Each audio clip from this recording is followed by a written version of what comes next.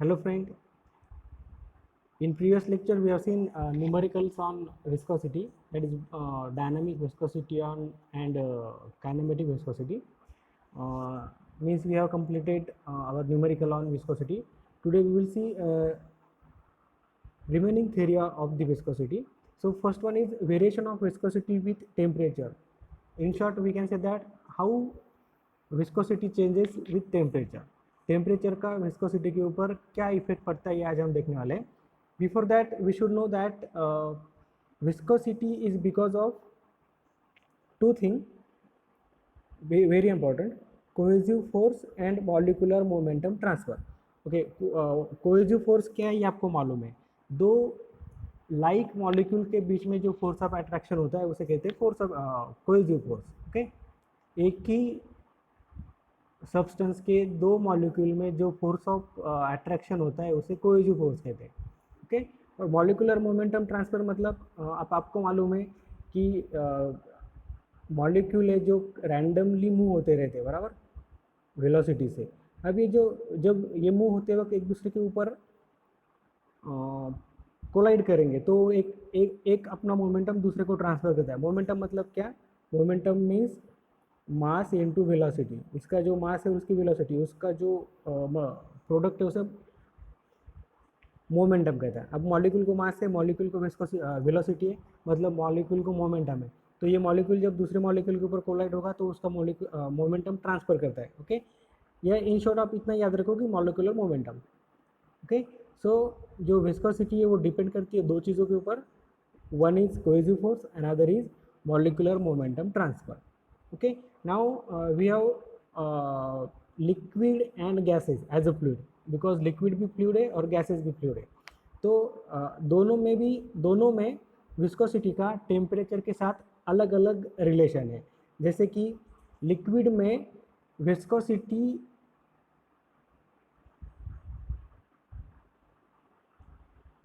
का टेम्परेचर पे जो रिलेशन है, the viscosity of liquid decreases with increase of temperature. मतलब जैसे लिक्विड का टेम्परेचर बढ़ेगा वैसे उसकी विस्कोसिटी कम होगी. और गैसेस में क्या है, जैसा उसका गैसेस का टेम्परेचर बढ़ेगा उसकी विस्कोसिटी बढ़ेगी. वो क्यों बढ़ती है मैं एक्सप्लेन करता हूँ. उससे पहले मैं आपको एक एग्जांपल देना चाहूँगा. 12th में हमने एक एक्सपेरिमेंट किया था विस्कोसिटी के रिलेटेड.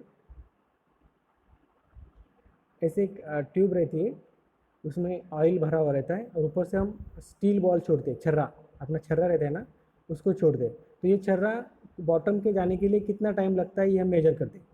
जितना ज़्यादा टाइम लगेगा इसका मतलब उस ऑयल की विस्कोसिटी उतनी ज़्यादा है, उस छर्रे को वो अपोज करेगी नीचे जाने से. क्लियर? और जितने कम टाइम में वो नीचे जाएगा उतने उस ऑयल की विस्कोसिटी कम है, क्योंकि वो कम रेजिस्ट करेगा इस छर्रे को. ये बात आप ध्यान में रखो, इसे सिर्फ समझने के लिए. Okay, so what happen in liquid, molecules are closely placed than gases. Gases के कंपैरिजन में जो लिक्विड के मॉलिक्यूल है वो पास पास रहते हैं बराबर. अब हमें मालूम है कि जो विस्कोसिटी है वो दो चीज़ों की वजह से, कोहेसिव फोर्स और मॉलिकुलर मोमेंटम. अब मुझे बताओ मोमेंटम कब बढ़ेगा? जब उसकी वेलोसिटी ज़्यादा होगी, क्योंकि मोमेंटम क्या है? Mass into velocity. अब इन दोनों के बीच में कम गैप होने की वजह से इन्हें मूव होने के लिए कम स्पेस है बराबर. तो मूव होने के लिए कम स्पेस है, इसका मतलब उसकी वेलोसिटी ज़्यादा हो ही नहीं सकती बराबर. अब उसकी वेलोसिटी ज़्यादा नहीं है मतलब उसका मोमेंटम कम है. ये हो गई एक बात. और दूसरी बात, ये दोनों पास पास में, इसकी वजह से इसका कोहेसिव फोर्स ज़्यादा रहेगा. Clear?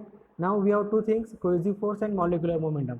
But in liquid cohesive force is more than molecular momentum. समझ में आ रहा है? Cohesive force is more than molecular momentum, क्योंकि जो मॉलिक्यूल है वो पास पास में, तो उसको मूव होने के लिए ज़्यादा चांसेस नहीं है, तो उसकी वेलोसिटी कम है. उसकी वेलोसिटी कम होने की वजह से उसका मोमेंटम भी कम है. और दूसरी साइड में क्या है, दोनों पास पास होने की वजह से उसमें कोहेसिव फोर्स ज़्यादा है, मतलब फोर्स ऑफ अट्रैक्शन ज़्यादा है, तो कोहेसिव फोर्स ज़्यादा है.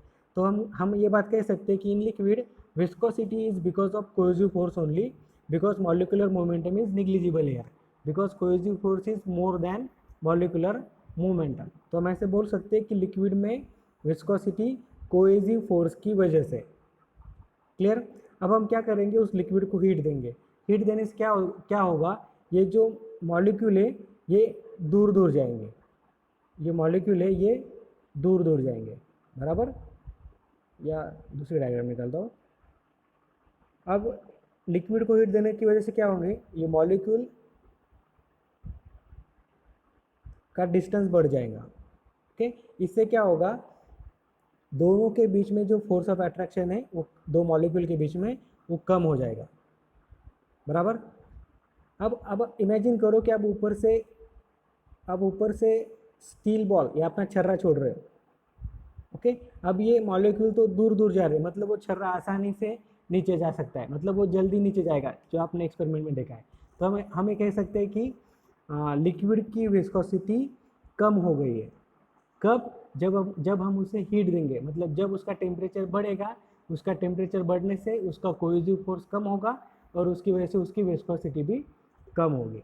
समझ में आ गया? ओके, अब हम नेक्स्ट देखेंगे, ये मैं पढ़ के बताता हूँ। In liquid the cohesive forces predominate the molecular momentum transfer. ये कैसा मैंने आपको बताया, due to closely pack molecule and with the increase in temperature the cohesive force decreases with result of decreasing viscosity. अब हम गैसेस के बारे में देखेंगे। गैसेस में क्या रहता है, मॉलिक्यूल ऑलरेडी दूर दूर रहते हैं कंपेयर टू लिक्विड, बराबर। अब ये दूर दूर होने की वजह से इनके बीच में जो इंटरमॉलिक्यूलर फोर्स ऑफ अट्रैक्शन होगा वो बहुत कम होगा। क्लियर। इन दोनों के बीच में जो कोहेसिव फोर्स है जो वो बहुत कम होगा, क्योंकि वो दूर दूर है। लेकिन इसके साथ में ये इनके बीच में डिस्टेंस ज़्यादा होने की वजह से इनको वेलोसिटी बढ़ाने का चांसेस है, बराबर।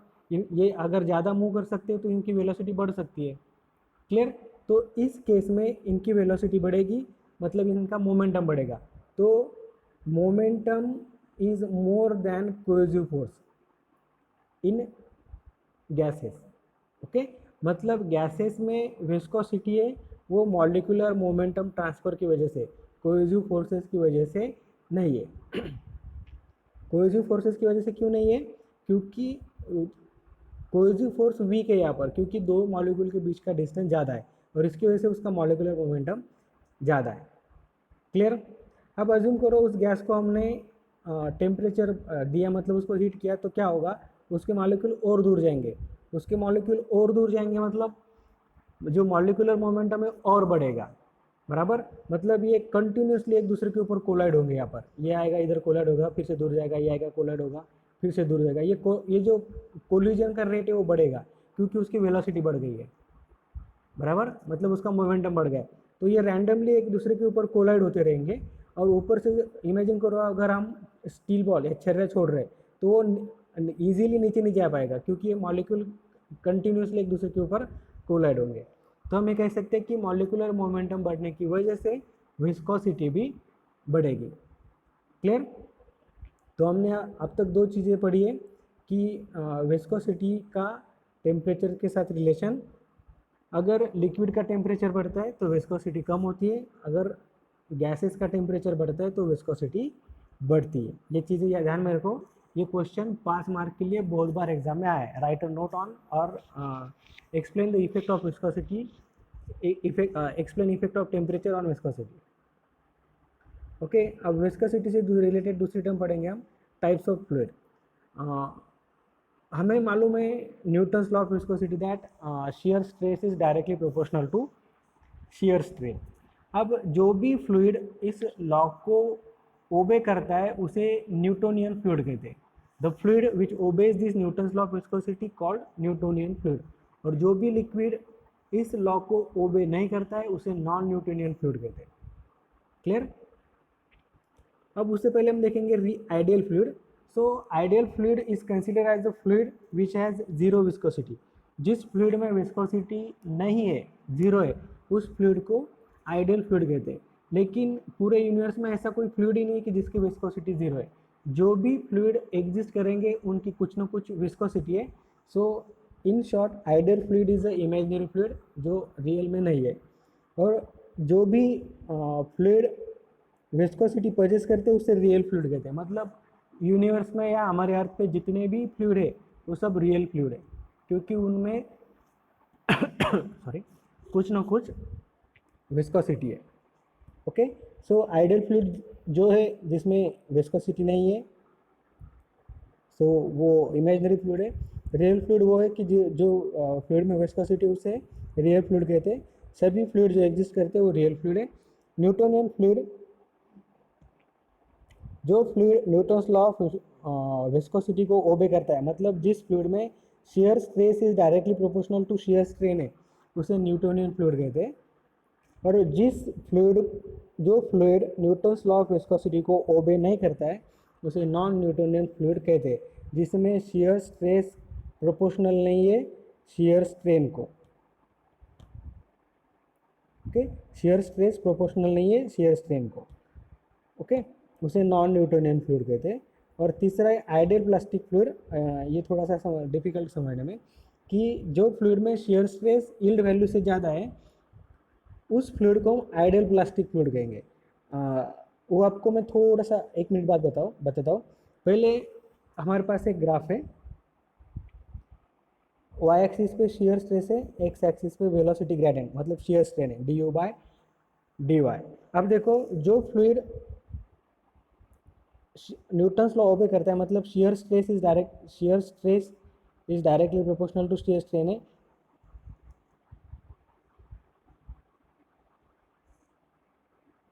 उससे कहते हैं न्यूटोनियन फ्लूइड। अब इस लाइन में आप जो भी वैल्यू लोगे, शियर स्ट्रेस की वैल्यू शियर स्ट्रेंथ की वैल्यू के साथ प्रोपोर्शनल है। क्लियर? लेकिन अब इस नॉन न्यूटोनियन का कर्व देखो, ये रैंडमली चेंज हो रहा है, मतलब शियर स्ट्रेस की वैल्यू शियर स्ट्रेंथ के साथ कोई भी रिलेशन नहीं है। शियर स्ट्रेस अलग बढ़ रहा है, शियर स्ट्रेन अलग बढ़ रही है, दोनों में कोई रिलेशन नहीं है, तो उस फ्लूइड को हम कहेंगे नॉन न्यूटोनियन फ्लूइड। जो भी अपने वाटर होगा या पेट्रोल डीजल होगा, these are the non Newtonian fluid. और जो भी थिन ऑयल या अलग किस्म के ऑयल है उसे हम कहेंगे non Newtonian fluid. Clear? Thick oil, these are the non Newtonian fluid. Okay, now let see this x axis. यहाँ पर शियर स्ट्रेस जीरो है, एक्स एक्सिस में वाई की वैल्यू जीरो है, मतलब एक्स एक्सिस में शियर स्ट्रेस जीरो है। यहाँ पर सिर्फ वेलोसिटी ग्रेडियंट ही है, मतलब दो लेयर के बीच में शियर स्ट्रेस नहीं है। अब दो लेयर के बीच में शियर स्ट्रेस नहीं है, इसका मतलब ये है कि दो लेयर के बीच में फ्रिक्शन नहीं है, मतलब विस्कोसिटी जीरो है। ओके, मतलब एक्स एक्सिस ऐसे फ्लूइड को डिनोट करता है कि जिसकी विस्कोसिटी जीरो है। अब कौन से सब्सटेंस की विस्कोसिटी जीरो है? आइडियल फ्लूइड की। तो एक्स एक्सिस क्या डिनोट करेगा? Ideal fluid. और अब वाई एक्सिस में देखो, वेलोसिटी ग्रेडियंट जीरो है। वेलोसिटी ग्रेडियंट जीरो मतलब वो फ्लूइड फ्लो नहीं करेगा, मतलब वो फ्लूइड ही नहीं है। तो वाई एक्सिस क्या डिनोट करेगा? Ideal solid. क्लियर? ओके, सो न्यूटोनियन फ्लूइड जिसमें शियर स्ट्रेस प्रोपोर्शनल है शियर स्ट्रेन से। नॉन न्यूटोनियन फ्लूइड जिसमें शियर स्ट्रेस और शियर स्ट्रेन में कोई रिलेशन नहीं है। आइडियल फ्लूइड जिसमें शियर स्ट्रेस नहीं है, मतलब विस्कोसिटी नहीं है, और वाई एक्सिस है ideal solid. Now see this ideal plastic fluid. Ideal plastic fluid को जो शियर स्ट्रेस है वो यील्ड वैल्यू से ज़्यादा है। मतलब इसका एक एग्जांपल दूंगा मैं, अपना टूथपेस्ट रहता है। टूथपेस्ट जब तक फ्लो नहीं करता, जब तक बाहर नहीं आता, जब तक कि हम उसको प्रेस नहीं करेंगे, बराबर। हमने टूथपेस्ट को प्रेस किया, मतलब उसकी जो शेयर स्ट्रेस, उसको जो शेयर स्ट्रेस लगना है फ्लो होने के लिए, वो यील्ड वैल्यू से ज़्यादा है। मतलब हमने यील्ड वैल्यू से ज़्यादा शेयर स्ट्रेस उस टूथपेस्ट को अप्लाई किया, तब जाके वो बाहर आया, बराबर। मतलब जब तक हम उसको शेयर स्ट्रेस अप्लाई नहीं करेंगे तब तक वो फ्लो नहीं होगा, लेकिन जब फ्लो होगा तब उसका शेयर स्ट्रेस से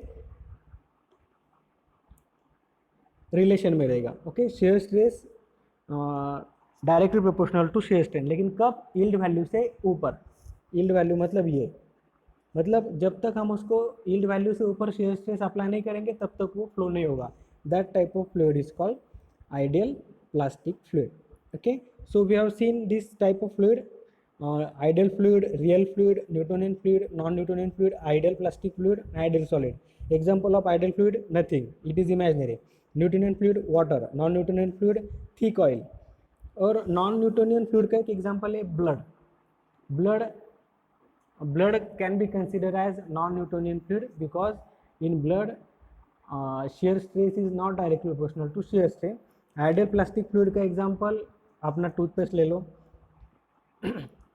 और सॉलिड तो आपको मालूम है। ये जो मैंने आपको बताया इस पे भी एक बड़ा क्वेश्चन आता है कि explain types of fluid.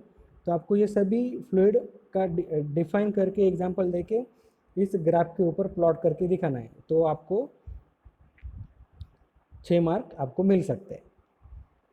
Clear?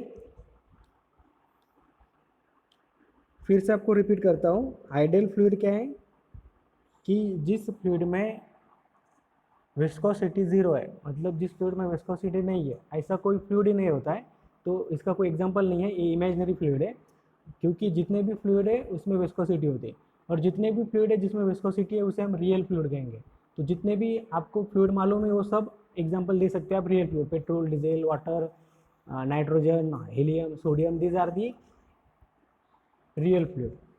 Newtonian fluid, जो fluid Newton's law of viscosity को ओबे करता है उसे हम न्यूटोनियन फ्लूइड कहेंगे। इसका एग्जांपल लेंगे हम वाटर या थिन ऑयल। वाटर है जिसमें shear stress is directly proportional to shear strain, मतलब shear स्ट्रेन और shear स्ट्रेस के बीच में एक फिक्स रिलेशन है। ओके, इसके एग्जांपल वाटर, थिन ऑयल ये आप दे सकते हैं। नॉन न्यूटोनियन फ्लूइड जिसमें shear stress is not directly proportional to shear strain, मतलब shear स्ट्रेस का और shear स्ट्रेस का कोई लेना देना नहीं है। shear स्ट्रेस अपने टाइप से बढ़ेगा, shear स्ट्रेन अपने टाइप से बढ़ेगी। ओके, तो इसका एग्जांपल है थिक ऑयल या ब्लड। याद रखो, विथ एग्जांपल अगर आप लिखेंगे तो आपको ज़्यादा मार्क्स मिलेंगे। तो थिक ऑयल या blood can be consider as example of non Newtonian fluid. और ideal plastic fluid in which shear stress is more than yield value, उसके बाद में वो प्रोपोर्शनल है शेयर स्ट्रेन के साथ में। ओके, इसका एग्जांपल है टूथपेस्ट या कोई भी इमल्शन, जब तक कि आप उसको प्रेस नहीं करेंगे वो फ्लो नहीं होगा। Okay, toothpaste can not be consider as solid, वो फ्लो नहीं होता इसका मतलब वो सॉलिड नहीं है। उसको जब हम शेयर स्ट्रेस अप्लाई करेंगे तब वो फ्लो होगा। ओके, ये डिफरेंस है टूथपेस्ट में और सॉलिड में। तो toothpaste can be consider as ideal plastic fluid कि जब हम उसके यील्ड वैल्यू से ज़्यादा शेयर स्ट्रेस देंगे तब वो फ्लो होगा, और जब वो फ्लो होगा तो उसका shear stress directly proportional to a shear strain. Okay,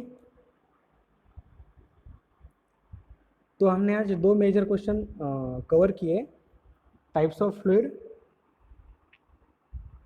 और effect of temperature on viscosity. तो effect of temperature on viscosity को भी मैं आपको थोड़ा सा रिपीट करता हूँ। याद रखो कि विस्कोसिटी 2 चीज़ों की वजह से होती है, कोहेसिव फोर्स और मॉलिक्यूलर मोमेंटम, या इसको यहाँ पर ये करता हूँ, कोहेसिव फोर्स और मॉलिक्यूलर मोमेंटम, ये दोनों की वजह से विस्कोसिटी का एग्जिस्टेंस है। अब as a fluid we have two things, liquid and gases. हमारे पास लिक्विड और गैसेस है। अब लिक्विड कैसे बिहेव करेगा और गैसेस कैसे बिहेव करेगा, ये मैंने आपको बताया था कि लिक्विड में मॉलिक्यूल क्लोजली पैक रहते हैं, तो मॉलिक्यूलर मोमेंटम का चांसेस कम रहते हैं और कोहेसिव फोर्सेस ज़्यादा रहता है। तो उस केस में हम कह सकते हैं कि viscosity in liquid is just because of cohesive force, molecular momentum negligible है। तो लिक्विड में विस्कोसिटी है कोहेसिव फोर्स की वजह से। जब हम लिक्विड को हीट देंगे उसका टेम्परेचर बढ़ेगा तो उसके मॉलिक्यूल दूर दूर जाएंगे, मतलब उसका कोहेसिव फोर्स वीक होता जाएगा। तो हम कह सकते हैं कि टेम्परेचर बढ़ने के बाद लिक्विड में कोहेसिव फोर्स वीक होता है, इसी वजह से उसकी विस्कोसिटी कम होती है। ओके, टेम्परेचर बढ़ने से कोहेसिव फोर्स कम होता है, इसीलिए लिक्विड की विस्कोसिटी भी कम होती है। और दूसरी चीज़, गैसेस में मॉलिक्यूल दूर दूर रहते हैं तो उसमें कोहेसिव फोर्स कम रहता है, दूर होने की वजह से उसकी वेलोसिटी बढ़ती है। तो हम ऐसा कह सकते हैं उसका मॉलिक्यूलर मोमेंटम ज़्यादा रहता है और वो कंटिन्यूसली एक दूसरे के ऊपर कोलाइड करते रहेंगे। जो मॉलिक्यूल है गैसेस के, उसकी वेलोसिटी ज़्यादा होने की वजह से वो रैंडमली एक दूसरे के ऊपर कोलाइड होते रहेंगे। जब हम गैसेस को हीट देंगे उसका टेम्परेचर बढ़ेगा तो क्या होगा, वो जो मॉलिक्यूलर मोमेंटम वो बढ़ेगा, क्योंकि वो और दूर जाने लगेंगे, और दूर जाने लगेंगे मतलब उसकी वेलोसिटी और बढ़ेगी और वो और ज़ोर से मोमेंटम ट्रांसफ़र करेंगे। तो हम कह सकते हैं कि टेम्परेचर बढ़ने से गैसेस में मॉलिक्यूलर मोमेंटम बढ़ता है, उसी वजह से गैसेस में विस्कोसिटी भी बढ़ती है। क्लियर? सो याद रखो, लिक्विड में टेम्परेचर बढ़ने से विस्कोसिटी कम होती है और गैसेस में टेम्परेचर बढ़ने से विस्कोसिटी बढ़ती है। तो आज हमने दो इम्पोर्टेंट चीज़ें कवर किए। ये आपको डेफिनेटली ये कोई एक इसमें से एक क्वेश्चन आपको एग्जाम में रहेगा 6 या 5 मार्क के लिए। तो ये आप ठीक से एक बार बुक में पढ़ लो, आपको ज़्यादा समझ में आएगा। और कुछ डाउट रहा तो आप मुझे पूछ सकते हो। Okay, thank you.